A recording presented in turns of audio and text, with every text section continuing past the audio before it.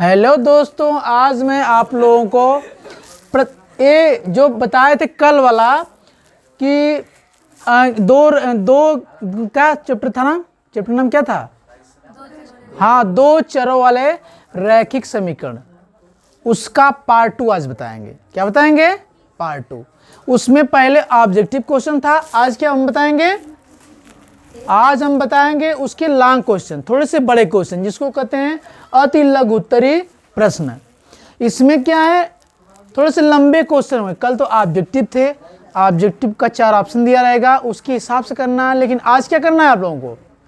आज थोड़ा हल करना है, तो हल वाला क्वेश्चन बताएंगे। देखिए इसमें लिखा है नंबर 1 क्वेश्चन है कि प्रतिस्थापन विधि द्वारा हल कीजिए। इसमें क्या है, देखिए इधर इसमें है कि ये दो समीकरण दिया रहेगा आपको।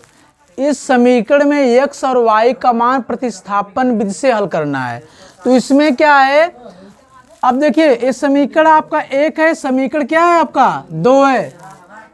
देखिए लड़के, इसमें क्या है, जैसे आप लोगों को ये करना है कि प्रतिस्थापन कहेगा तो x या y किसी का मान निकालिए। जैसे समीकरण 1 है, समीकरण 2 है, इससे x का मान निकालिए चाहे y का मान निकालिए, और ये वाला जो x और y का मान आएगा, चाहे x का मान चाहे y का मान, उठा करके इसमें रख देना है।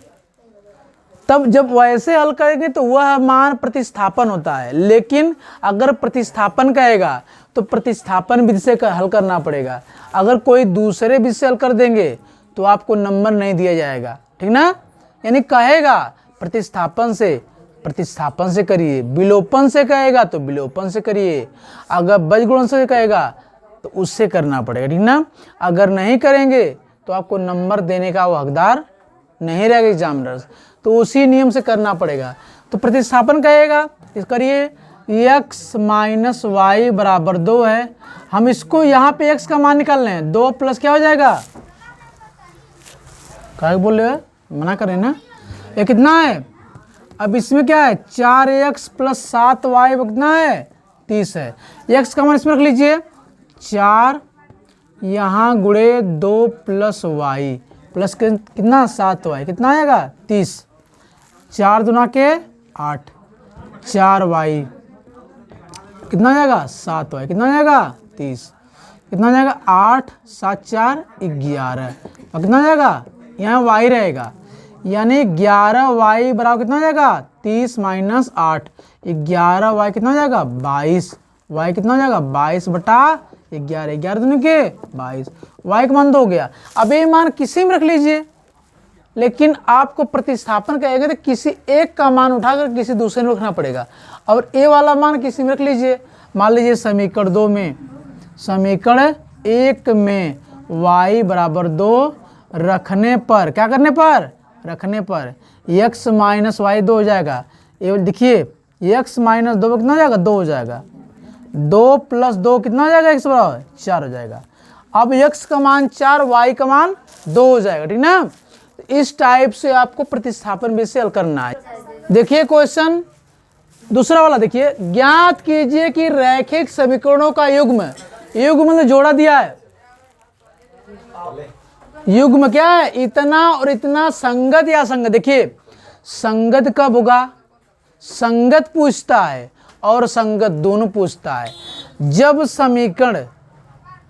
समीकरण a1 upon a2 does not b1 upon b2 का पालन करता है तो संगत होता है, या फिर a1 अपान a2 b1 अपान b2 बराबर क्या होता है c1 अपान c2, तीनों अगर बराबर हैं उस कंडीशन में भी क्या होता है, संगत होता है। असंगत कब होता है, जब a1 upon a2 b1 upon b2 does not c1 upon c2 होता है, तो उस कंडीशन में क्या होता है, असंगत होता है, ठीक ना। ये तीनों आपको पता होना चाहिए, संगत 2 कंडीशन होता है, असंगत 1 कंडीशन होता है, ठीक ना। इस हिसाब समझिए आप लोग। देखिए ध्यान से, आपके पास इसका है तो लिखेंगे इन समीकरण की तुलना a1x plus b1y plus c1 तथा क्या है a2x plus b2y plus c2 C2, इसके बराबर 0, इसके बराबर 0 से करने पर देखिए ध्यान से, करने पर। अब करना है आपको, पहले इसको और इसको एक इस टाइप से बना लो। देखिए कांस्टेंट को इस साइड भेजिए, कांस्टेंट को इस साइड भेजिए ना, थोड़ा सा सीक्वेंस से बन जाएगा आपका। देखिए 2x माइनस 3y माइनस 8 कितना आ जाएगा 0, समीकरण 1 है। और कितना है 4x माइनस 6y माइनस 9 कितना आ जाएगा 0, समीकरण 2। अब पहली की तुलना इससे, दूसरी की तुलना इससे कर लीजिए, क्या हो जाएगा बताइए।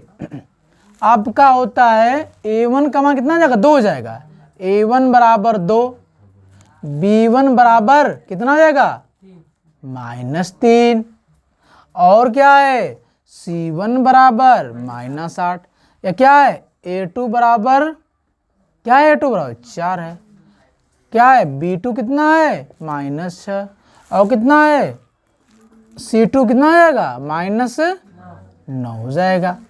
अब इस टाइप से हो जाएगा, वही काम करिए जो बताया गया आपको।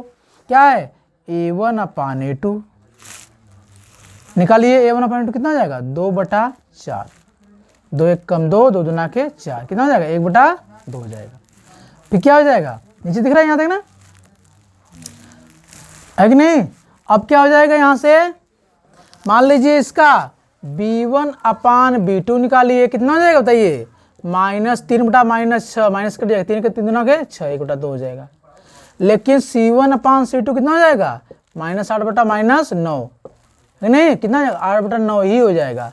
यानी इस कंडीशन में आपको क्या मिला बताइए, आपको क्या मिला, मिला है कि a1/a2 बराबर क्या है b1/b2 डज नॉट c1/c2। अब यानी दोनों बराबर, देखिए a1/a2 1/2 है, b1/b2 1/2 है, c1/c2 8/9 है, यानी 2 तो बराबर 1 तो बराबर नहीं है, तो क्या हो जाएगा असंगत होगा। दिख रहा है ना, हाँ असंगत होगा। इस कंडीशन में क्या हो जाएगा असंगत। तो ऐसे आपको पूछेगा, ऐसे बताना पड़ेगा। ये बहुत ही इंपॉर्टेंट, बोर्ड में जरूर पूछता है, बहुत पहले से पूछता है इस टाइप का क्वेश्चन, तो इसको समझिए ठीक ना।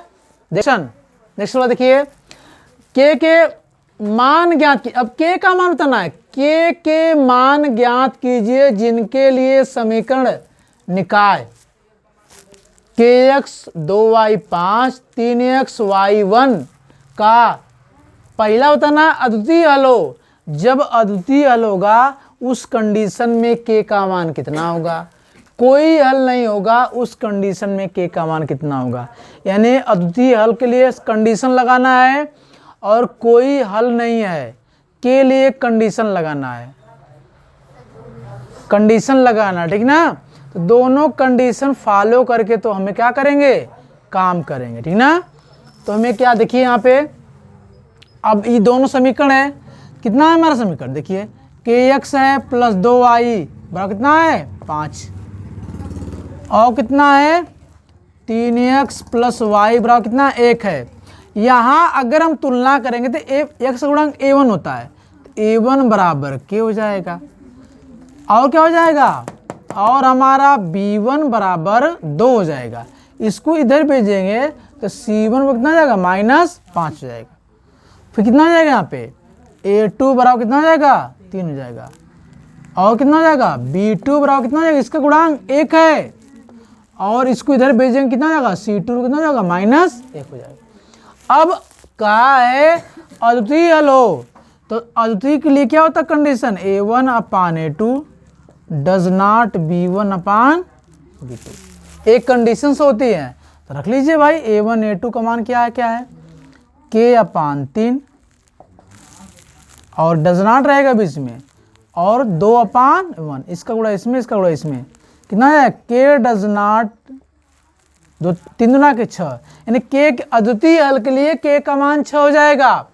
और दूसरे वाले कंडीशन में क्या है, कोई हल नहीं होगा, इसकी कंडीशन होती है a1/a2 बराबर b1/b2। ये दूसरा वाली है कंडीशंस, ये पहला वाला कंडीशंस है डज नॉट c1/c2। इसके लिए क्या होता है, वही चीज, a1 का मान कितना है k है, a2 का मान कितना है 3 है, और b1 का मान कितना है 2 है, इसका कितना हो जाएगा k का मान 6 हो जाएगा। यानी कोई हल नहीं है, इसके लिए k का मान 6 होगा और यहाँ पर अद्वितीय हल के लिए k का मान कितना हो जाएगा 6 होगा, लेकिन k डज नॉट 6 होगा, ठीक ना।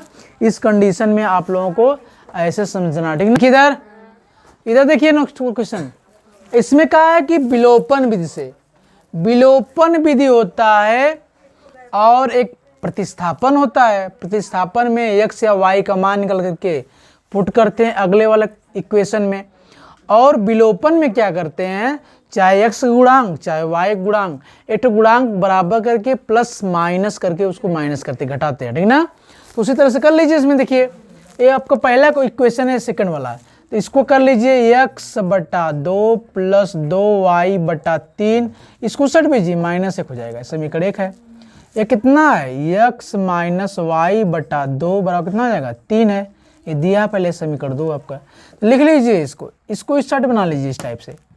तो इसमें क्या करेंगे 1 बटा 2 से, देखिए यहाँ x बटा 2 है, यहाँ x है, अगर इसके बटे 2 रहता तो ये आपस में प्लस माइनस करने पे कट जाता, लेकिन अब ये बटा 2 तो है नहीं, तो हम क्या करें, हम लिख देंगे यहाँ समीकरण 2 में, क्या लिखें समीकरण 2 में, समीकरण 2 में 1 बटा 2 से गुणा करने पर, अगर 1 बटा 2 से इसमें गुणा करेंगे, x में 1 बटा 2 से गुणा करेंगे x बटा 2 बन जाएगा आपका, ठीक ना, इस टाइप से बन जाएगा, तो हमें हल करना आसान हो जाएगा। तो क्या करेंगे 1 बटा 2 से गुणा करने पर गुणा कर दीजिए, तो सेम रहेगा पहला वाला x बटा 2 लिख दीजिए पहले वाले को, उसको नहीं छूना है, ठीक ना, टच नहीं करना है। देखिए पहला वाला रहेगा, इसको क्या हो जाएगा x बटा 2 माइनस इसमें 1 बटा 2 से गुणा करेंगे कितना जाएगा y बटा 4, और इसमें करेंगे कितना जाएगा 3 बटा 2, ये समीकरण आपका 3 बन गया। इसको हल कर लीजिए, यहाँ प्लस है चिन्ह बदलिए, ये माइनस है प्लस करेंगे, इससे कोई मतलब नहीं है, ये प्लस है माइनस करना पड़ेगा, तो ये आपका कट जाएगा। कटने के बाद देखिए दोनों प्लस हो गए, जोड़ दीजिए, कितना जोड़ेंगे देखिए इधर कर लीजिए, थोड़ा सा अलग से कर लीजिए, 2y बटा 3 प्लस y बटा 4, 4 दूना के 8y, 3y, 4 3 12, 4 8 3 11, 11y बटे 12, इतना हो जाएगा। यहाँ कितना हो जाएगा 11y बटा 12, बराबर कितना हो जाएगा, ये दोनों माइनस है, जोड़ देंगे लेकिन माइनस लिखना पड़ेगा, 1 माइनस 3 बटा 2, 2 1 कम 2 और 3 बटे 2 कितना हो जाएगा 5 बटा 2, ये कितना हो जाएगा माइनस 5 बटा 2 हो जाएगा। इस टाइप से अब क्रॉस मल्टीप्लिकेशन कर लीजिए ना, तो कितना हो जाएगा 11 दूने के 22, y 12 पचे 60, y बराबर कितना हो जाएगा माइनस 60 बटा 22 हो गया। देखिए काट लीजिए 30 और 11, बस इतना ही हो जाएगा, y का मान हो जाएगा, दिख रहा है नीचे ना, माइनस 30 बटा 11 है ना, इतना हो गया। y का मान माइनस 30 बटा क्या हो जाएगा 11 हो जाएगा। a वाला मान उठा के कहीं पर रख लीजिए, कहीं पर रखिए, मान ली मिटा के इसको रख दे रहे हैं यहाँ पे, कहीं पर रख लीजिए, y का मान आपका निकल जाएगा, क्या निकल जाएगा y का मान। देखिए इसमें इसी में रख लीजिए, जो छोटा हो इसी में रख लीजिए, समीकरण 2 में y बराबर माइनस 30 बटा 11 रखने पर, अब देखो यहाँ पे रख दीजिए x माइनस वाई की जगह है माइनस 30 बटा 11, कैलकुलेशन आपका सही होना चाहिए, माइनस प्लस सब सही होना चाहिए। देखिए y पर जगह रखिए, कितना हो जाएगा माइनस 30 बटा 11 बटे कितना है 2, बराबर कितना हो जाएगा 3, इसका गुणा है इसमें हो जाता है, तो x माइनस माइनस प्लस 30 बटा 22 हो जाएगा, बराबर कितना हो जाएगा 3, x बराबर कितना हो जाएगा 3 माइनस 30 बटा 22 कितना हो जाएगा 22 3 66 माइनस 30 बटा 22 कितना हो जाएगा, यहाँ पे 6 हो जाएगा, और 6 में से 3 जाएगा 3 बटे कितना हो जाएगा 22, दिख रहा है नीचे ना, 11 दूने के 22 और 18, यानी x का मान कितना जाएगा 18 बटे 11 जाएगा, ये 18 है आपका, इतना हो जाएगा, इतना हो जाए। देखिए इधर लिख देंगे, इधर लिख देंगे, x का मान हो जाएगा 18/11 हो जाएगा, ठीक ना, दिख रहा है ना, इस टाइप से आपको होना चाहिए। इतना आंसर है ना, तो ऐसा है, बहुत ही इंपॉर्टेंट क्वेश्चन है। करिए, देखिए क्वेश्चन, इसमें क्या है, k का मान ज्ञात कीजिए जिसके लिए समीकरण 2x ky 1 और 3x - 5y 7 का एक अद्वितीय हल है। अद्वितीय हल के लिए कंडीशंस है, उसके लिए क्या एक शर्त है, शर्त यह है कि अगर अद्वितीय हल होगा तो a1/a2 डज नॉट b1/b2 होना चाहिए। तो आप कर लीजिए, इसको a1 कर लीजिए, तो आपका कितना होता है, ये वाला a1 रहेगा तो 2, a1/a2 डज नॉट b1 का मतलब k और इसका -5 कितना हो जाएगा, क्रॉस मल्टीप्लाई, देखिए क्रॉस मल्टीप्लाई कर लीजिए, डज नॉट 5 दूना के 10, के कितना हो जाएगा 10/3। बस ये समझना, आपको के का मान पूछेगा, अगर शर्त लगाएगा तो आपको ऐसे करना पड़ेगा, वरना नहीं ऐसा करेंगे, ठीक ना, जैसा पूछेगा वैसा करना, ठीक ना। तो इस टाइप से आप लोग समझिए इसको। देखिए इधर क्वेश्चन बहुत ही इंपॉर्टेंट है, इसमें क्या है, अनुपात a1/a2 b1/b2 और c1/c2 की तुलना कर ज्ञात कीजिए, यानी तुलना करना, ज्ञात करना है कि निम्न समीकरण युग्म द्वारा निरूपित रेखाएं एक बिंदु पर प्रतिच्छेद करती है। यानी एक बिंदु पर प्रतिच्छेद करने का मतलब कि यह अद्वितीय हल है, उसी को बोलते हैं एक बिंदु पर प्रतिच्छेद करती हैं। अगर रेखाएं एक बिंदु पर प्रतिच्छेद करेंगी तो क्या होगा, अद्वितीय हल होगा। अगर मान लीजिए समानांतर है, समानांतर का मतलब कि कोई हल नहीं है, और क्या है, अथवा संपाती, संपाती का मतलब अनेक हल है। तो इसको आपको समझना है, ठीक ना। देखिए, देखते रहिए आप लोग। इसमें क्या है, पहले हम समीकरण जो दिया है, समीकरण तो लिखे नहीं है, समीकरण थोड़ा दिखाइए हमें, ठीक ना, समीकरण दिखाइए। देखिए क्वेश्चन यहाँ पे दिया क्वेश्चन है आपका, अब पूछ रहा है कि क्या प्रतिच्छेद करता है, समानांतर अथवा संपाती है। तो आपका एक क्वेश्चन दिया है, तो लिखेंगे इस समीकरण की तुलना व्यापक समीकरण, व्यापक रैखिक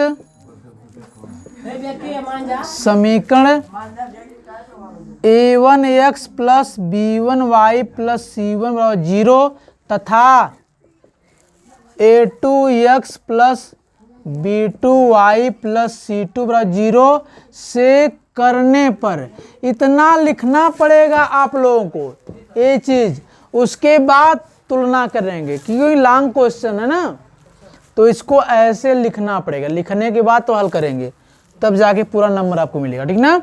देखिए तुलना कर लीजिए, इसका गुणा कितना 5 है, कितना जाएगा, a1 का मान 5 है और b1 का मान आपका कितना है -4 है और c1 का मान 8 है। और क्या है, यहाँ देखिए इसमें आइए, a2 का मान 7 है, b2 का मान आपका 6 है और c2 का मान कितना है -9 है। अब आपको बताना है, पहले कंडीशन लगाइए, क्या क्या है। देखिए कंडीशन में क्या होता है, a1/a2 कितना है 5/7 है, और क्या है b1/b2 कितना है -4/6 है। देखिए यही मिल गया, a1/a2 और b1/b2, इन दोनों का अनुपात बराबर नहीं है। जब बराबर नहीं है तो क्या लिखेंगे, हम लिखेंगे a1/a2 डज नॉट b1/b2, यानी इन दोनों का अनुपात बराबर नहीं है। तो इस कंडीशन में हम लिखेंगे कि क्या, एक बिंदु पर प्रतिच्छेद करती है। लिखेंगे, क्या लिखेंगे, लिखेंगे आंसर में कि क्या लिखेंगे, आंसर में लिखेंगे कि एक बिंदु पर प्रतिच्छेद करती है, यानी ए आपका आंसर रहेगा, ए वाला आंसर रहेगा आप लोग, ठीक ना।